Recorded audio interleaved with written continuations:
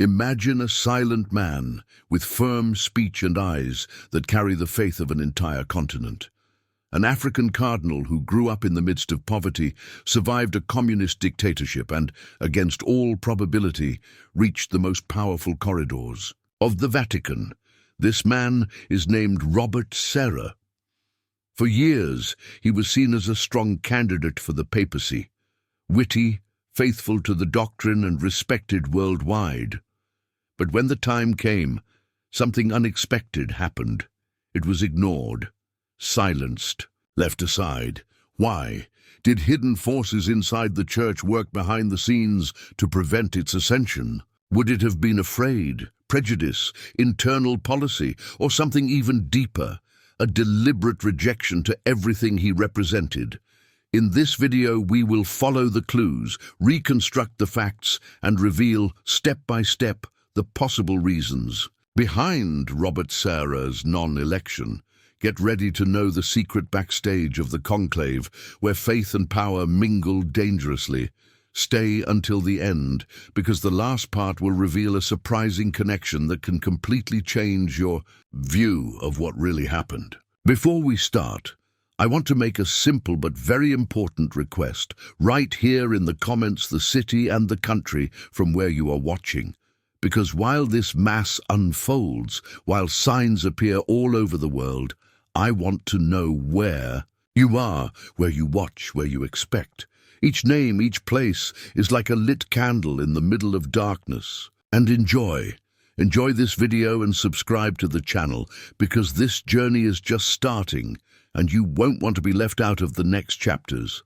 Now, take a deep breath, because what you will hear next maybe change the way you see the times we live forever. Robert Serra is not an ordinary cardinal. He did not seek the spotlight, made no speeches to please, and never tried to adapt the Catholic faith to the logic of the modern world. On the contrary, he courageously defended a church faithful to tradition, the cross, silence, and the Eucharist. In his words, the liturgy is not a show, but the sacrifice of Christ. Truth does not change over time, and the gospel should not be negotiated by applause. He spoke to his folded knees, not for weakness but for reverence. These positions, however, bothered a lot of people, mainly within the Vatican itself. In the age of a more dialogical, open and flexible church, Serra looked an uncomfortable echo of the past. Some called him ultra-conservative, others divider, as if fidelity to the doctrine were a threat to unity. But was he really the problem, or just a barrier against a deeper and more silent change?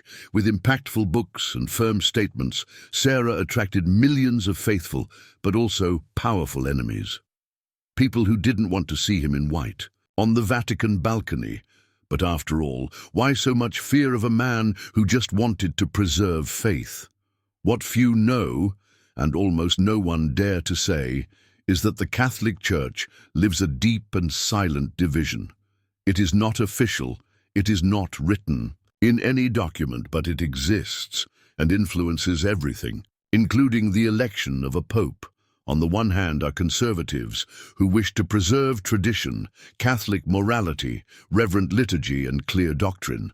On the other, progressives who want a more open, inclusive church, adapted to modern times, even if it costs reinterpretation previously considered unchanging truths. Robert Serra was, and still is, a living symbol of conservative resistance. For many cardinals, their election would mean a return to a more rigid, more doctrinal, more exclusive church. But for millions of faithful, it would mean rescue, identity, and spiritual firmness. This tension had already begun behind the scenes of the pontificate of Bento XVI and gained strength with that of Francis. When Serra emerged as a possible successor, the alarms sounded. It was necessary to act. But who acts? How do you act, and why? The answer may be in the conclave, but also in the silent lobbies that shape decisions without ever appearing. And that's what we'll talk about in the next chapter. The conclave is officially a sacred meeting, a moment when the cardinals, guided By the Holy Spirit, choose the next pope, an act of faith, silence, and prayer, at least in theory. In practice, however, the backstage of the conclave are everything but quiet. Even before the doors close in the Sistine Chapel, the cardinals are already talking. Alliances are formed, profiles are debated, and in many cases names are vetoed not for lack of faith, but for political convenience. Some say that some cardinals enter the conclave with a clear list of those who cannot be elected. Would Robert Serra be on this list? The manipulation, of course, is not explicitly blackmailing. She reveals herself in subtle strategies. If you vote for so and so now, we guarantee support for your candidate later.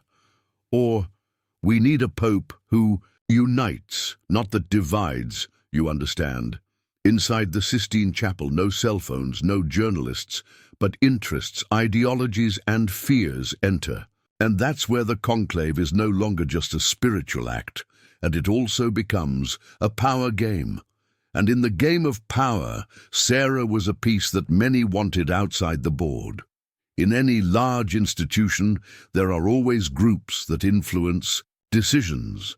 In the Vatican, this also exists. They are the so-called ecclesial lobbies, networks of influence composed of cardinals, theologians, advisors, and even diplomats.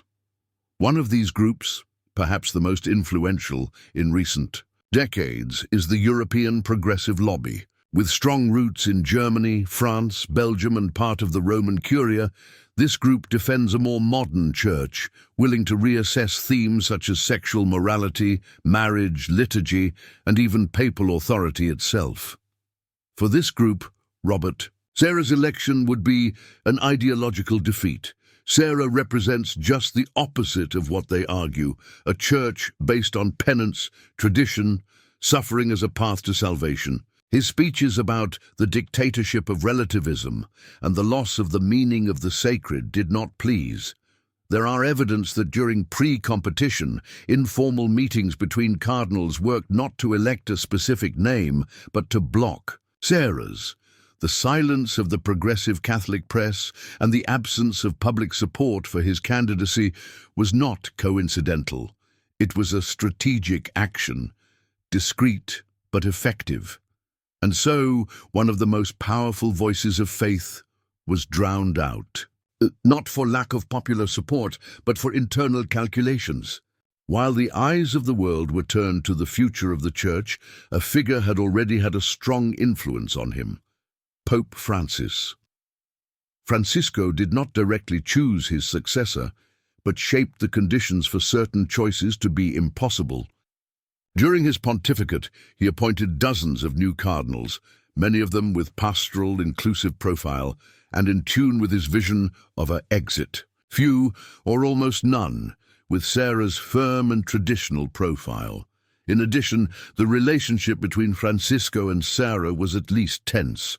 Although Serra occupied the high post of mayor of the Congregation for Divine Worship, she has often seen her publicly disallowed decisions. In 2020, when Serra and Bento XVI launched a book in defense of priestly celibacy, Francisco responded with silence, and then accepted his renunciation without further recognition. For many observers, this was a clear message. Serra is not the future. With that, even before the conclave, the way to Serra already seemed blocked, not for his ideas only, but because his presence threatened the continuity project started by Francisco. But does the Pope himself have the power to block a successor, or does the system already do it by itself? In theory, any Catholic cardinal can be elected Pope, no matter how their nationality, skin color, or social origin, but in practice, the conclave is dominated by a profoundly rooted European mindset. Robert Serra is African, black, coming from a small village in Guinea without the luxuries of the European clergy. His faith was not born in the academic halls of Rome, but in the silence of a simple chapel in the heart of Africa, where being a Christian was risking his own life. This for many should be a source of pride, But within an even Eurocentric ecclesiastical structure, its origin was seen by some as too exotic, even inconvenient. Is the world, what about the Church itself, capable of accepting an African Pope with conservative ideas? Or the ideal would be someone from the south of the world, yes, but with more progressive ideas? The answer, perhaps, is between the lines of the conclave. Sarah represented not only a traditional theology, but also a cultural and symbolic rupture with centuries of European dominance over the papacy. And that, for some sectors of the Vatican, was too dangerous to allow itself. When it comes to conclave, many imagine a purely spiritual decision. But today, we live in an era where the media shapes reputations and even votes. Robert Sarah, even though he was discreet and deep, was portrayed by the press as ultra-conservative, hardline, and even divisive. Words carefully chosen to generate aversion in the modern audience. But why did secular media bother so much with a cardinal faithful to tradition? Because Sarah did not make concessions. He defended Mass in Latin, regular confession, chastity, the traditional family. And all this is seen in the current media environment as retrograde. Magazines, portals, and even progressive Catholic newspapers began to ignore their lines or distort their content. Sarah became, in the eyes of many journalists, the symbol of a church that refused to evolve. Has this image construction influenced cardinals? We can hardly prove it. But in a conclave where the public acceptance of the future pope is increasingly considered, the media acts as an invisible filter. And for many who were behind this filter, Sarah was simply unacceptable. There is something that few dare say in public, but echoes through the Vatican corridors. The symbolic alliance between Robert Sarah and Bento XVI. Bento was the last great advocate of traditional orthodoxy on Pedro's throne, and after his resignation, many expected a conservative successor to continue his legacy. For this group, Sarah was living hope.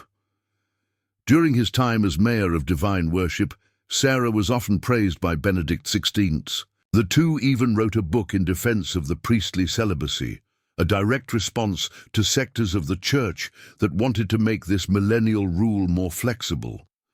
But this alliance has a price. The publication of the book generated strong resistance in the Vatican. Many accused Sarah of using Bento's name improperly, something he categorically denied. Others saw there an attempt to oppose veiled to Pope Francis. Sarah then became the face of silent resistance, a resistance that does not scream, does not confront, but prays, writes, and waits. And maybe, for that very reason, be so feared. His connection with Bento XVI did not strengthen him in the conclave. On the contrary, it may have been the last nail in the coffin of your candidacy. Perfect. Let's now go to part 4, with topic 10, the conclusion. Here the narrative ties itself as in an investigative suspense, delivering the promise made at the beginning of the video, revealing a possible truth behind the non-election of Robert Sarah. The tone remains exciting, but with space for reflection and the final impact. We have reached the end of our investigation. After so many facts, connections, and questions without official answer, there is a doubt that echoes among the Vatican's faithful and scholars. Robert Sarah was not elected pope because they didn't want to, or because they couldn't let him be. The line between faith and politics is thin, and in the conclave it often goes out completely. What we saw was more than a choice by another name. It was an orchestrated, silent, and effective movement to prevent a prophetic voice from becoming the voice of the Church. Sarah represented a return to the roots, the cross, to penance, the truth without filters, but the moment asked for adaptation, diplomacy, and especially speech control. There is no documentary evidence, there is no conspiracy written on paper. But signs, silences, and behind the scenes say more than any document. Manipulation, in this case, did not need scandal, just strategy. Sarah follows alive, writing, praying and resisting. Perhaps he has never been elected because somehow it is already too big threat, even without having to sit on Pedro's throne. Now that you know this, the question is, will the next election be as spiritual as they say, or is it already being written behind the scenes, far from the altar? If this video made you reflect, leave your like, share who you think you need to know this story, and subscribe to the channel, because here we show what no one has the courage to tell. Comment below, do you believe that Robert Serra was barred because of his ideas or because of what he could change? We see each other in the next video, and remember, not all that seems spiritual is free of power.